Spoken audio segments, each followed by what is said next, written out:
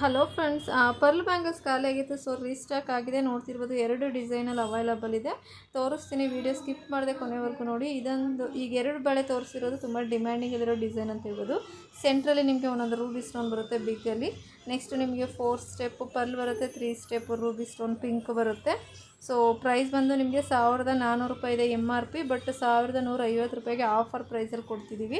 2.4, 2.6, 2.8 3 ಸೈಜಲ್ಲಿ ಕೂಡ ನಿಮಗೆ ಅವೈಲಬಲ್ ಇದೆ. ಸೊ ಆಫರ್ ಮಿಸ್ ಮಾಡ್ಕೊಳ್ಳದೆ ಆನ್ಲೈನ್ ಪೇಮೆಂಟ್ ಮಾಡಿ ಆರ್ಡರ್ ಪ್ಲೇಸ್ ಮಾಡ್ಕೊಳ್ಳಿ.